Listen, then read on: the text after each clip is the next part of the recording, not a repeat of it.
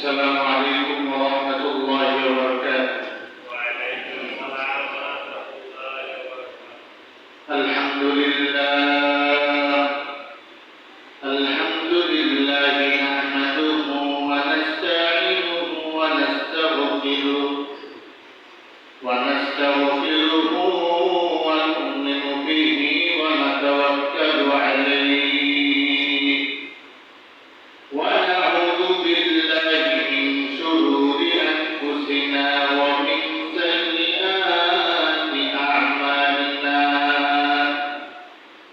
من يهده الله فلا مضل له ومن يضلله فلا هادي له. ونشهد أن لا إله إلا الله وحده لا شريك له.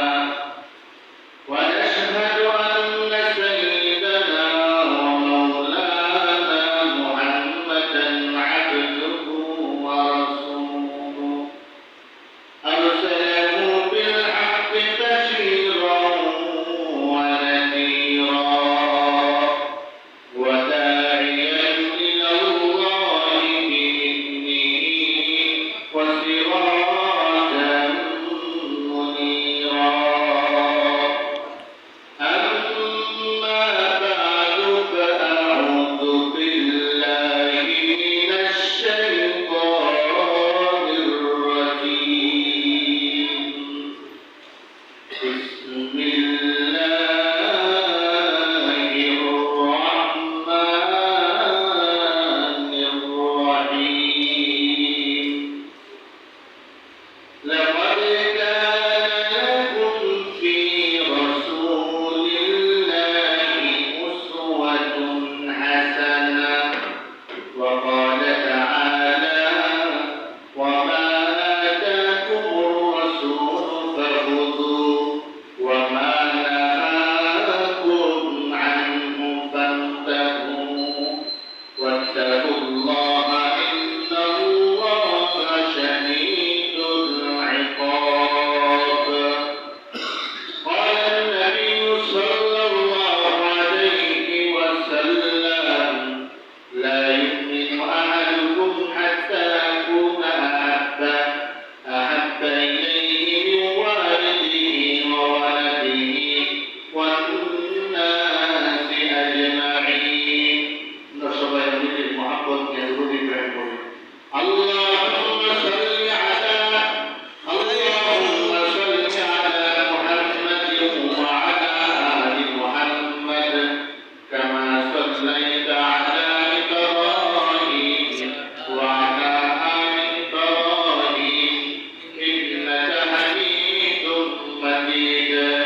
اللهم بارك على محمد وعلى آل محمد كما باركت على إبراهيم وعلى آل إبراهيم إنك حميد مجيد. بلغ العلا بكماله كشف الدجى بجماله حسنة جميع خصاله. صلوا عليه وآله. الحمد لله মহান আল্লাহ রাব্বুল আলামিনের দরবারে শুকরিয়া আদায় করছি যে মহান আল্লাহ রাব্বুল আলামিন পবিত্র মাস, নবীজির জন্মের মাস, হবিগঞ্জ সাইনবোর্ড ঈদগাহ জামে মসজিদের কর্তৃক আয়োজিত আল্লাহ নবী সাল্লাল্লাহু আলাইহি সাল্লামের জীবনী এবং জীবন আদর্শ নিয়ে আলোচনা আজকের আয়োজনের শ্রদ্ধেয়ভাজন সম্মানিত সভাপতি এবং আমন্ত্রিত উলামায়ে কেরাম, আমার সামনে বসা ইসলাম প্রেমী, কোরআন প্রেমী, সর্বস্তরের সম্মানিত হাজিরিন, মহান রব্বুল আলামিনের দরবারে আল্লাহ তাআলার ভালোবাসা এবং মহব্বত নিয়ে সবাই দিল থেকে পড়িয়ে আলহামদুলিল্লাহ। লক্ষ কোটি দরুদ সালাম সাইয়্যিদুস সালালিন ইমামুল মুরসালিন খাতামুন নবিয়্যিন আহমদ মুস্তাফা মুহাম্মদ মুস্তাফা খাতামুন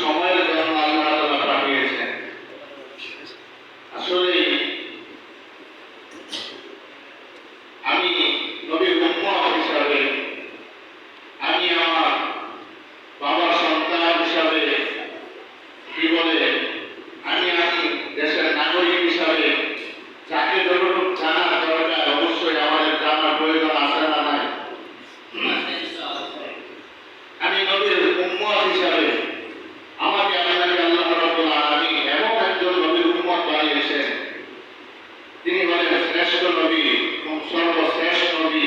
আল্লাহ রাব্বুল আলামিন তিনার মাধ্যমে নবুয়তের দরজাকে কি বলে, নবুয়তের সর্বশ্রেষ্ঠ নবী হিসাবে নবী পাঠায়া নবুয়তের দরজা তালা লাগিয়ে দিয়েছেন। নবুয়ত আর কোন নবী আসবে না, আসবেন আল্লাহ তাআলার আগে যে নবী ছিল অন্য কোনো শরীয়ত নিয়ে আসবেন না, এই শরীয়ত নিয়ে আসবেন।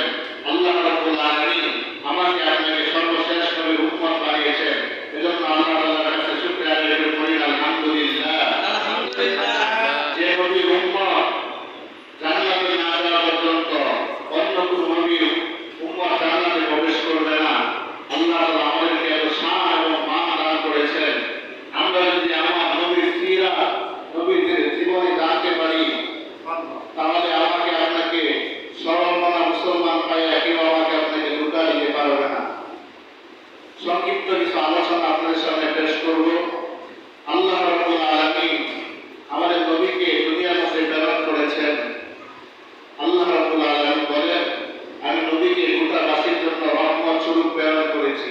আল্লাহ রাব্বুল আলামিন বলেন, ওয়ামা আরসালনাকা ইল্লা রাহমাতাল লিল আলামিন। আল্লাহ রাব্বুল আলামিন বলেন, হে নবী, আপনাকে আমি গোটাবাসীর জন্য, গোটা পৃথিবীর জন্য আপনাকে আমি রহমত স্বরূপ প্রেরণ করেছি। আসলে আমাদের একজন ছোট বাচ্চাকে যদি জিজ্ঞাসা করা হয়, একজন খেলোয়াড়ের নাম বলো, তার বংশের নাম কি, তার পরিচয় সম্পর্কে বলো, সে মোটামুটি বলে দিবে। কিন্তু আমার নবীর নাম যে মুহাম্মদ সাল্লাল্লাহু আলাইহি সাল্লাম, আমার অনেক কি বলে, কাছের মানুষ বলে, দূরের মানুষ বলেন, এমন হবে ছোট্ট করে আমার নবীর নাম পর্যন্ত বলতে পারবে না। এর থেকে দুঃখের আর কিছু আছে? তারপরে যদি কেমন আমরা জুমার আলোচনা হচ্ছে, ওয়াজ মাহফিল হচ্ছে, যে আমি যে জানি না আমার নবীজি কোথায় জন্মগ্রহণ করেছেন, কিভাবে জন্মগ্রহণ করেছেন, নবীজি জন্মগ্রহণের দিন আমি কি রোজা রাখবো না ঈদ পালন করবো, এটা আমার জানা নাই। আমি যদি উলামায়ে কেরামের কাছে না আসি, আজকে এই মাহফিলের মাধ্যমে অনেক অজানা বিষয়গুলো আমার জানা হবে। যদি এর থেকে দূরে থাকি তাহলে আমার জানা হবে না। এজন্য বলবো, মুসলমান আমরা আসুন, উলামায়ে কেরাম কথা বলবেন, অনেক উলামায়ে কেরাম আসবেন, আমরা তাদের জবান থেকে গুরুত্বপূর্ণ নসিহত শুনবো। আল্লাহ তাআলা আমাদেরকে সেভাবে আমল করার তৌফিক দান করবেন। আল্লাহর কাছে তৌফিক চাবো, আল্লাহ তৌফিক ছাড়া কিছু হবে না।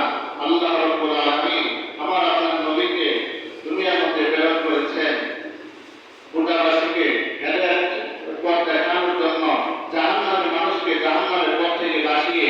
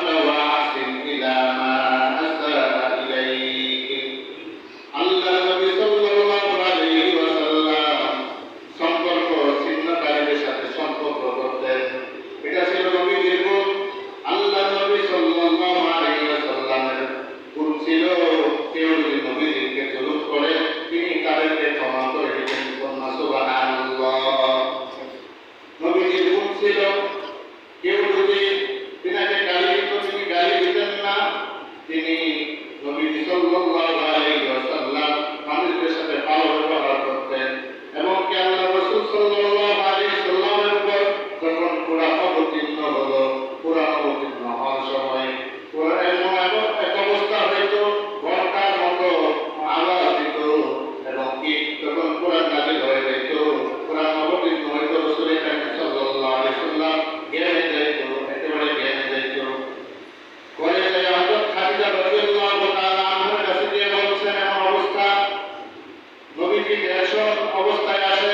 আল্লাহ নবী সাল্লাল্লাহু আলাইহি ওয়াসাল্লামকে হযরত খাদিজা রাদিয়াল্লাহু তাআলা আশ্বাসের বাণী শোনায় বলে, আপনি টেনশন করিবেন না, আপনাকে আল্লাহ তাআলা ফালায় দিবেন না, আপনাকে আল্লাহ তাআলা ধ্বংস করে দিবেন না, কারণ আপনি সম্পর্ক ছিন্নকারীদের সাথে সম্পর্ক করেন, আপনি দুর্বল মানুষের বোঝা বহন করেন, আত্মীয়তার সম্পর্ক আপনি করেন, আপনি মানুষের সেবায় নিয়োজিত থাকেন, এই কারণে আপনাকে আল্লাহ তাআলা ধ্বংস করে দিবেন না। নবীজির সিরাত জীবনী না জানার কারণে আজকে আমরা কোন দিন কি করা লাগবে এটা জানি না। একজন মানুষ যদি একই দিনে দুনিয়াতে আসে, আমরা কি খুশি পালন করবো নাকি না কি বলে সুখ পালন করবো, আনন্দ করবো?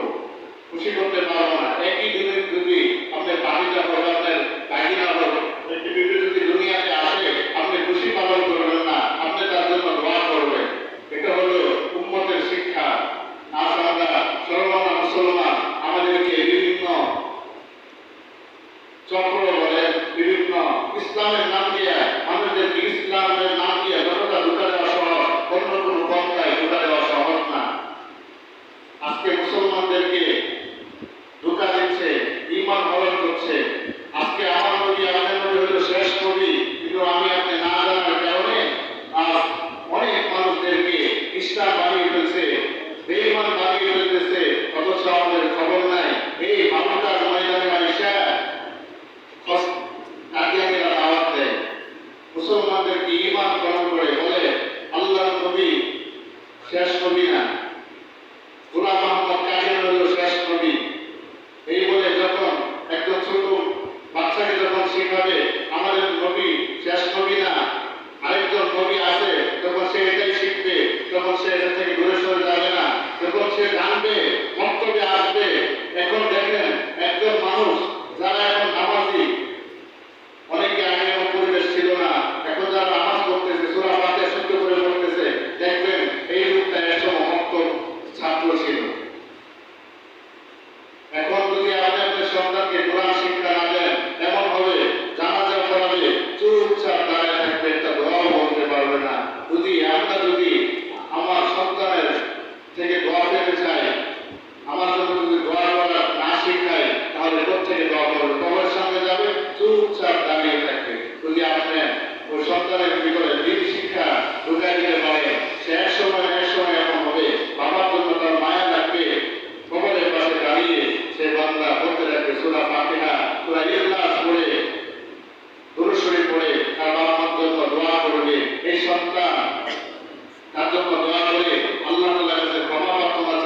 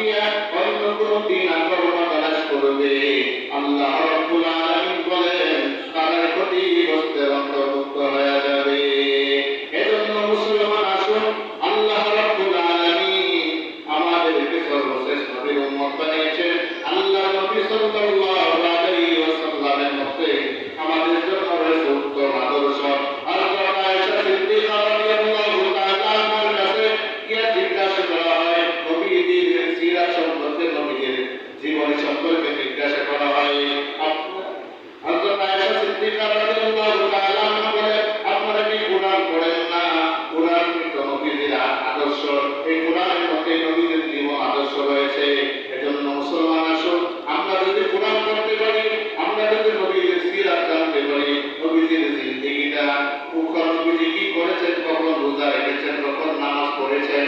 মুসলমান ভাইয়েরা আমার, যেমন ভাবে ইসলামের মধ্যে নামাজ, আল্লাহ তাআলা নামাজ পড়লে খুশি হয়, এমন এক সময় আছে নামাজ পড়লে আল্লাহ বেজার হয়, এমন এক সময় আছে আল্লাহ রাব্বুল আলামিন রোজা রাখলে খুশি হয়, এমন এক সময় আছে আল্লাহ তাআলা রোজা রাখলে বেজার হয়। ঈদের দিন যদি কেউ রোজা রাখে, আল্লাহ বেজার হবে না খুশি হবে? বেজার হবে। ওই দিন রোজা রাখা হারাম, আমি না জানি, তাহলে তো আমি রাখবো রোজা। এই হলো আমার অবস্থা। যখন সূর্য উদিত হয়, তখন যদি আমি নামাজের মধ্যে দাঁড়ায় যাই, প্রচুর করে আল্লাহ খুশি হবে না, আল্লাহ বরং বেজার হবে। এজন্য আমার জানা দরকার আছে কখন কেউ নামাজ পড়বো। আমি তো মনে করি জুমা যে আলোচনাগুলো হয়, এর মধ্যে দিয়ে 10-5 মিনিটের জন্য শ্রম নষ্ট করা দরকার। আমরা শুধু ওয়াজ শুনি, কিভাবে নামাজ, প্র্যাকটিক্যাল নামাজ আমাদের মনে করি প্রত্যেক মসজিদে চালু করা দরকার। কারণ অনেকে এমন আছে নামাজ কিভাবে পড়তে হয় এটাই জানি না, উর্দু কিভাবে পড়তে হয় এটা জানি না, শুধু কি শিখছি বছর বড় চাকরি, বছর বড় কীর্তি, প্র্যাকটিক্যাল যদি আমরা না শিখি তাহলে হবে না। এজন্যই আপনি শিখতে পারেন না, আপনার সন্তানকে মাদ্রাসায় দেন, এই সন্তান একসময় দেখবেন কামিয়াব হবে, এই সন্তান আপনার জন্য দোয়া করবে।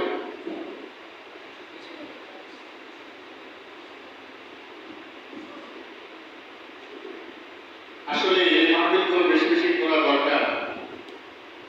এই মাহফিলগুলোর মাধ্যমে মানুষ ইসলাম জানে, কোরআন জানে। আমরা আসলে আমরা তো মেজবান, আমরা তো আলোচনা করবো না, আসলে অবসর আলোচনা করতেছি আপনাদের মাঝে।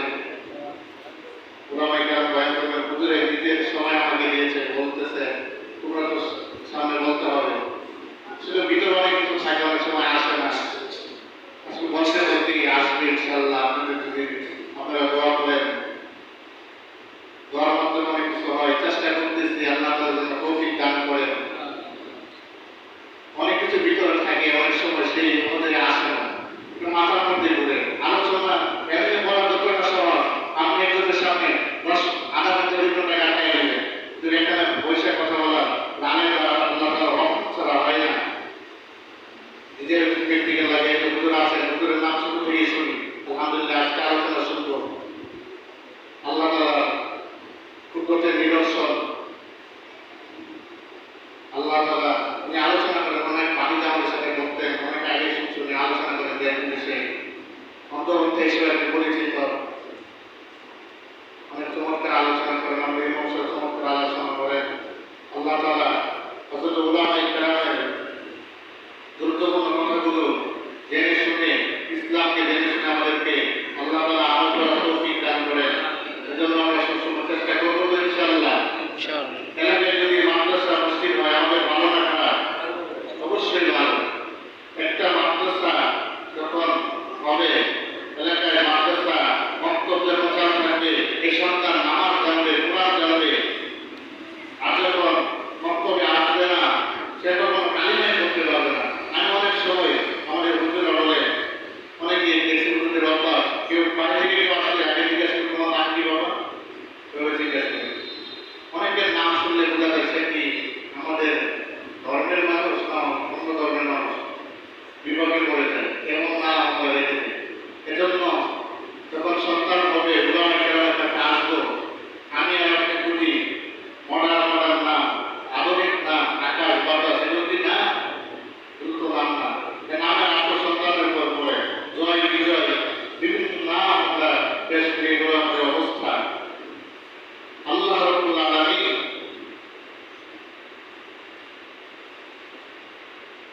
যতদিন পর্যন্ত দুনিয়ার মধ্যে রাখবে, আল্লাহ তাআলার হুকুম পালন করার জন্য একমাত্র লাগবে তৌফিক। আল্লাহ নবী সাল্লাল্লাহু আলাইহি ওয়াসাল্লামের কাছে এক সাহাবী জিজ্ঞাসা করে, ও নবী, জাহান্নাম থেকে বাঁচার পথ কি? আল্লাহ নবী সাল্লাল্লাহু আলাইহি ওয়াসাল্লাম বলেন, আল্লাহর কাছে তৌফিক চাও। আল্লাহর তৌফিক ছাড়া জাহান্নাম থেকে বাঁচা সম্ভব হবে না। আল্লাহ রাব্বুল আলামিন বলেন, যারা জান্নাতে যাবে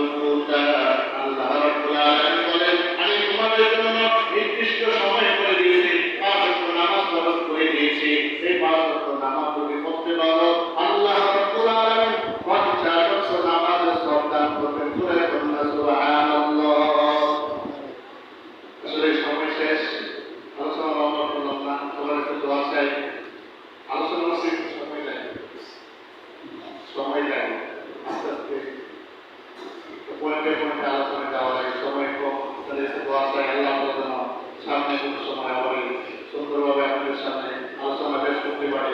আল্লাহ যেন তৌফিক দান করে, সবার কাছে দোয়া চাই। যেন আপনাদের কাছে বলবো, আমরা এই গুরুত্বপূর্ণ মাসে শুধু বাচ্চাদের হাতে একটা সিরাতের কিতাব বা আমাদের বড় সিরাতের কিতাবগুলো রাখি, যদি আলোচনা করি অনেক কিছু জানা হবে, আমাদেরকে কেউ বোঝা দিতে পারবে না নবীদের জীবনী সম্পর্কে। নবীদের জীবন যখন আমরা জানবো, নবীজি কি বলে পিতা হিসেবে, স্বামী হিসাবে, রাষ্ট্র